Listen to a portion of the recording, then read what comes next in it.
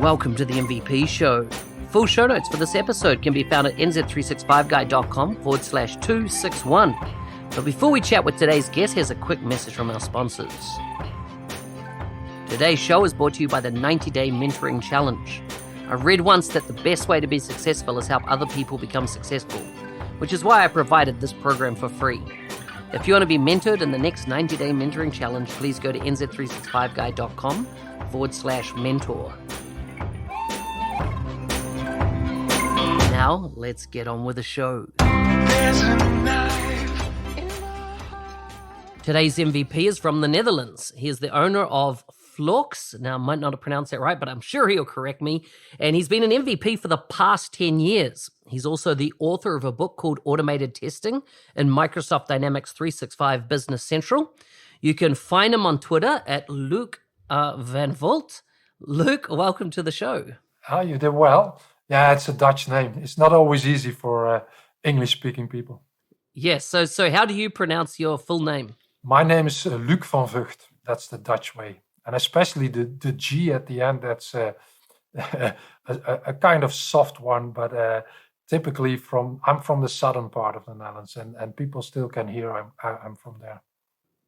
Okay, that makes total sense. So you live in one of my favorite countries in the world. I've visited quite a few times. Tell me, when you're not working, when you're not involved in like community activities, when you're not working within your business, what do you do with family and friends? For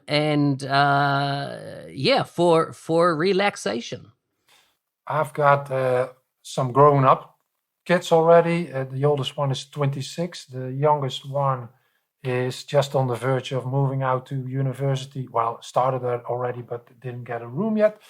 19 years, and so joining them is one of my favorite things. Either visiting them when where they live, and even as their old daddy, I'll stay with them and spend the night over with them. I really enjoy those kind of things. And part of the story is also we, as a family, always have been very into playing board games together. So and having a lot of fun. That's the most important one. I love to be outside hiking, but last couple of years, my one of my knees have become really old. So I miss that. But yes, whatever I can do, even if it's a short walk or riding my bike, that's I think one of the major things that I like most to do. Excellent. What are your favorite board games to play? Ticket to Ride. I don't know if you know that. Catan, or they used to call it the Colonist of Catan, but you can't use that first word anymore. They changed that. We still have it. Those kind of board games with a group of people. Yeah. Wow, very good. And tell us a bit about the region. What's the actual region within the Netherlands that you live in, and what's it famous for? I'm on the eastern side, not far from the German border. It's on the verge of what they call, if you would translate it to English, the back corner. It is sometimes still that people feel that they're looked upon from the back corner, so that they're from somewhere on the outskirts of the Netherlands. It is a rural area. I'm living next to a village, a town called Zutphen, a very old town, one of the towns of the bondage that was called the Hanse cities, like Hamburg and Bremen, and they're part of that bond from the Middle Ages, and this city is on the verge of this back corner where no highway leads to. So it's quite for Dutch context. It's quite silent. It's not compared to probably parts on your side in New Zealand or in the outskirts of the US. The Netherlands is a small, compact country, so it is on one hand for many people just a big city with some nice landscape around it. But I like it very much out here. Yeah, yeah. I was talking to somebody else from the Netherlands recently, and I was just saying how influential, though, the Netherlands have been on the world. I'm pretty sure it was, if I think, as far as I know, it was a Dutch person that discovered New Zealand. Yeah, we have a province called Zeeland, or Zeeland in Dutch. Although the Danish also have a Shetland, Zeeland. But yes, in those days, let's say, on one hand, you could say those daring Dutch went out there, but they also went out there to loot and make a lot of money from whatever they could do. So it's always those two sides of the story. But yes, Yeah, they definitely were explorers, though, right? True. Yeah. Wow, so interesting. Tell me about the area inside Microsoft Business Applications that you've specialized in across your career, and really, even right back from the NAV Vision days. Correct me if I'm wrong, but you worked for NAV Vision originally? Yeah, I started in 1999 to work for the Dutch subsidiary as a CAL trainer. So they were setting up an academy, getting some let's say, didactical people in. I had been working at a high school for 6-7 years before that, and a colleague that joined in at that time also. We both had been math teachers at high school. He joined in for the functional side of the program, and I was the one that was going to pick up the programming side on that. So that was in 1999. And Navision was then officially at that time was Navision Software, and you had to merge with Damgard into Navision, and then Microsoft acquired the whole lot in 2002. And let's say for a year things continued as were, and then from 2003-4 on, I joined what was called the GDL, Global Development Localization, the group that was going to take care for the localizations of both AX and NAV. Well, the name change came around at that time. And I've been working there inside the production group, let's say extended team of the team in Denmark, as a tester and a documenter. And in the great reorg 2009 with many others, I was let's say sent out, laid off, and then I joined the if you could put it that way, I joined the partner channel. So as they sometimes say it, I came down from the ivory tower into the real world, which I must say, and after 3.5 years, I left that partner company and joined a end user company. So I've came all the way down and had the experience of all of them, and I'm happy I had that. It was it still is, and it all has been worthwhile. So back then, when that acquisition happened, were you part? So did you then become an employee of Microsoft for some period? Yeah. From that was altogether from officially 2002 up to a little over 7 years later in 2009 in August I left. And because during that period, I think it was 2003 that Microsoft first came out with CRM 1.0, which is the area, that's when I first, started getting involved in things. And so that's interesting. You've been there for that journey. Did you, what was your perception of things at Microsoft when, they had Great Plains, they had Navision, and they had Exapta, and Solomon for that matter as well, 3 products that kind of sat in the ERP type space. What was the feeling Obviously some of these were American acquisitions, some of them were European acquisitions. What was your feeling? In fact, I don't really know the origin of Solomon and what happened and where that came from. That was Great Plains, I think. Great Plains? Was that part of Great Plains, was it? Yeah. Gotcha. So that was part of the American acquisition, right? Because that happened out of Fargo in the US, I think. So what was your experience through those 6 odd years that you were at Microsoft? And as you saw these kind of 4 products that that made up Microsoft's ERP suite. And I know that there were terms like Project Green touted around those times, whether they're going to create a unified ERP solution. And of course, that's not what's happened. And to bring us up to date now, NAV has really become Great Plains. Become Great Plains. It's become Business Central, and we've seen less of a focus on GP in latter times, and of course an increased focus on what AX became with finance operations side with Microsoft and D365. What were the kind of highlights of that journey for you? What were the insights that you gained through that transformational period with the Microsoft? A couple of them. Overall, personally, I had a great time. Just a short sidestep. I had been this somewhat alternative kind of guy. In some aspects, I still am. As a student, and when I finished I had been studying applied physics. I wouldn't have never thought of joining Microsoft at all.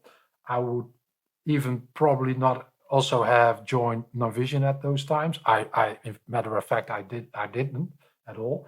But what I learned over time was the people I have the chance working with, and of course that somehow match with me. And in this case, at Microsoft was really great.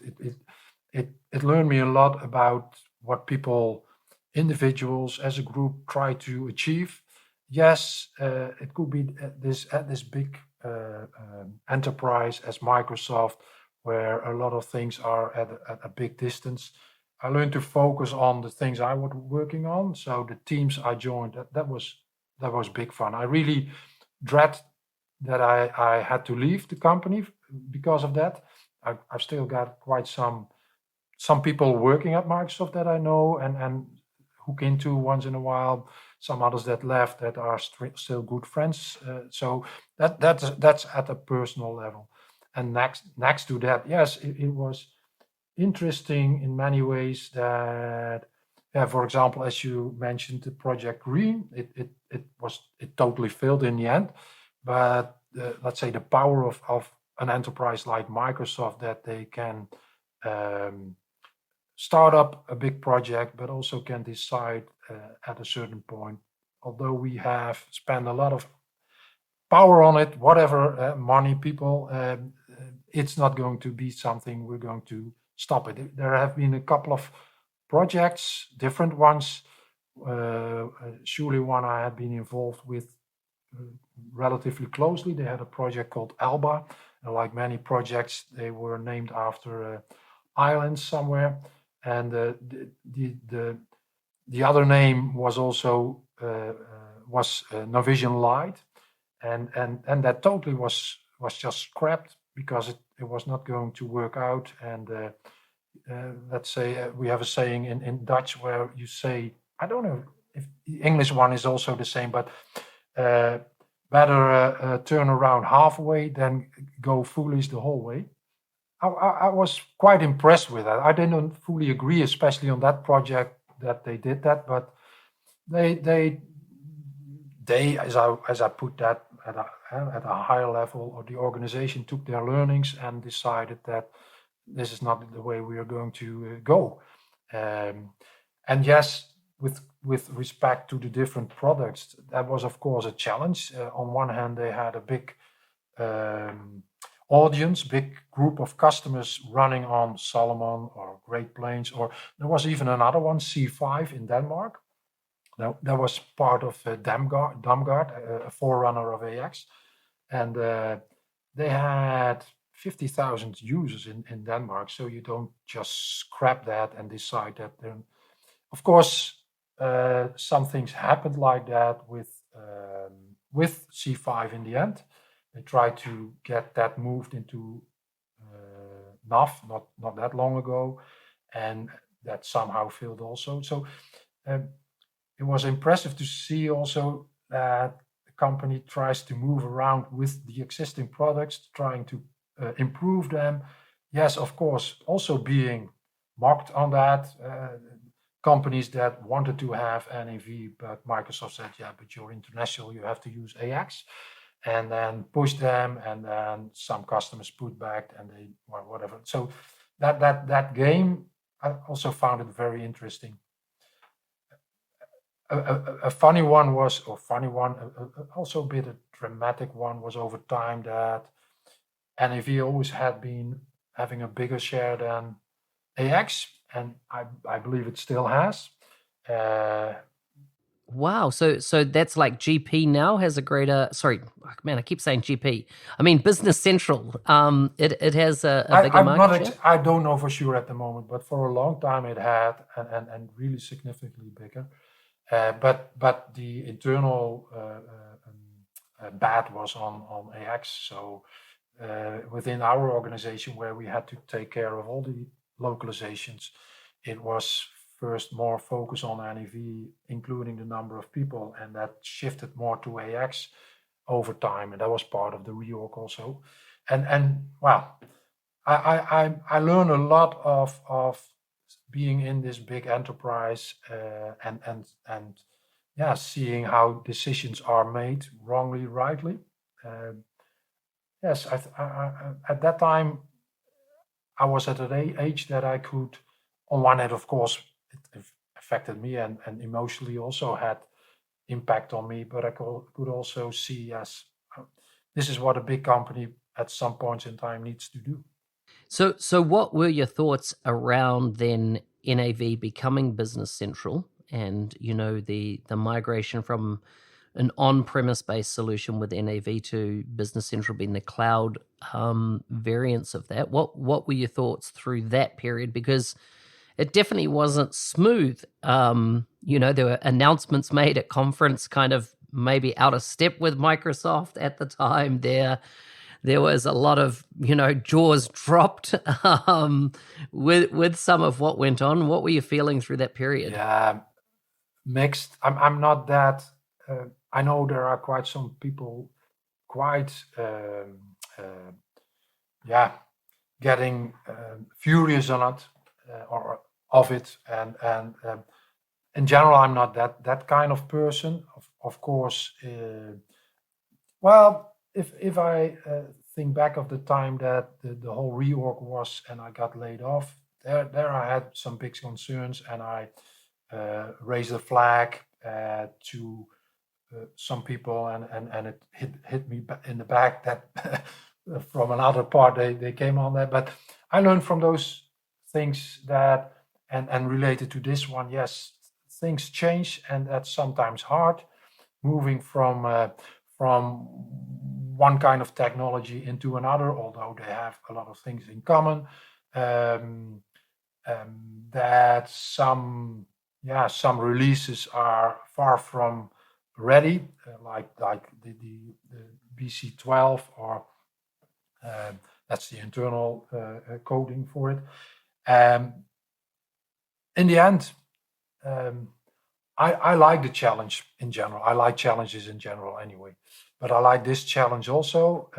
What I like from being a technical guy, not a big technical guy, but a programmer in general, I like the move to extensions to AL, as extensions doesn't make it always easier, and there are still some hurdles to take, but the programming environment, the way the language is set up, the possibilities of adding things to that, now also with the new BC17 release, or wave 2 of 2020, you see that a lot of the development culture is becoming more mature, and that's what I like. Being a trainer, I'm teaching also a lot. I'm teaching youngsters that get into this world.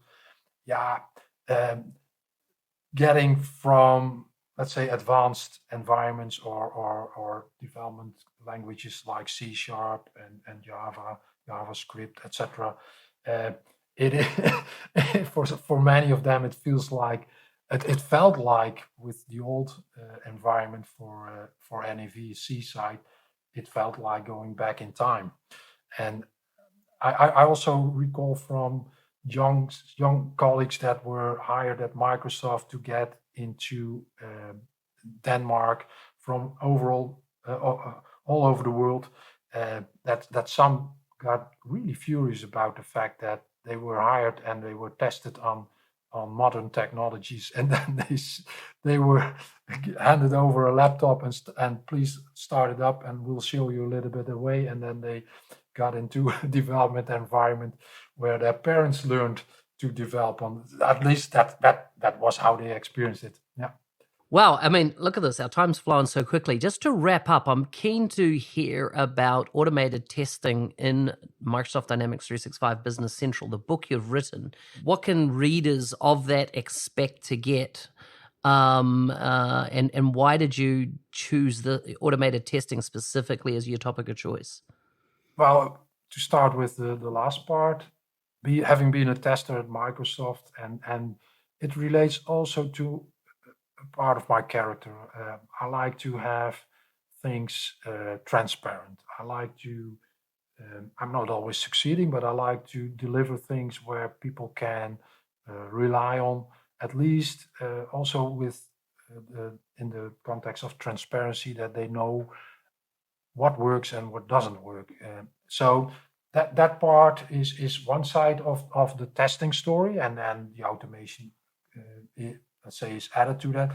Um, and at Microsoft, just before I had to leave, this feature, the testability framework, was just implemented into the platform. We had started with test automation, but with other tooling, and the current tooling has its origin around the time that I had to leave, and I wanted to continue with that. That's one thing. The other thing is, what I found out with test automation is I started reading, get more informed on what test-driven development means. It is so much more fun if you incorporate tests into your development practice. I, as a, let's say, a traditional developer, because that's my original background, where testing was done manually and still in our BC world, NAV world, a lot of things have been and are still tested manually. So as a developer, after I left Microsoft, testing for me was second nature, where that's not normal for many of them. If I ask in a room, if I teach a workshop, who likes testing, I'm often only the only one raising my hand.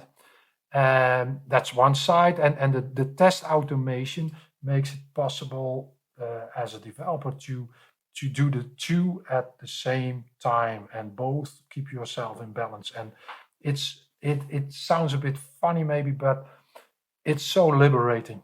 It's so liberating that you can change or create some new app code feature, and you build your test with it that show that it's working, and you can continue with the two. And it's really like the balance. You put something on one side, and then it drops a little bit, and then you do some effort on the other side, and it's balance again. And that's one of the major things that makes me loving this so much. Wow, so interesting. So interesting. Look at that. As our time's flowing. I always like to wrap up with a few just random questions to get to know you a little better. Are you ready for your random quickfire questions? Go ahead. Okay, first one. What was the hardest decision you've ever had to make? Ooh. That's a difficult one. It's partly due. No, partly is due to the fact, but I mean, I don't have a straight answer. But for me, there are not that many hard things. No, I don't know. I have no example. That's all right. If you could switch places with one of your friends for a day, who would it be? Maybe my brother. He's a musician, and I've been playing with him when we were young for quite a while. He's professional, and it's something I don't do anymore. It's not something I really miss, but now you're asking, I would like to experience that again. Nice. Would you rather hear good news or bad news first? I think bad news first. Okay. What's your most used emoji? The wink. Oh, okay. Very cool. What skill have you learned when you were younger that you still apply today in your life? Interest in others. That's so good. I like it. And the final one here, what's the worst job you've ever had? And this can be right back from when you were 10 years old or what's the worst one you've ever had? Oh, you've got nice questions. The worst job, there are probably many, but this one comes to mind. The band I played in with my brother, he's a guitar player and composer. I'm a drummer, percussionist, and in that band, his girlfriend, now times his wife, and her brother were part of that, and they were all three on conservatory, so getting into music professionally, but some things, things moved. The different roads of each other moved a little bit different, and one of the things was that actually the brother, he's still a friend of mine, of my sister-in-law now. We had more or less decided that we wouldn't continue with him, and to tell him to talk about that was a hard job. Wow. Yeah, I bet. Wow, so true. Well, Luc, thank you for coming on the show. It's been a pleasure, and I look forward to getting this published out soon. Thank you very much, Mark, and have a good time. And thanks for having me here. And I've been listening to a couple of your podcasts. It's great that you do.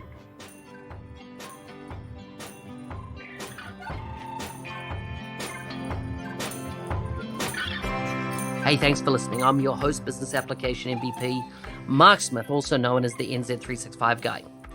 Please like and subscribe to this podcast in your favorite podcast player. And if you'd love to leave a review, go to nz365guy.com/review. You can see all the current reviews there and leave your own on your preferred reviewing platform. Otherwise, stay safe out there and see you next time.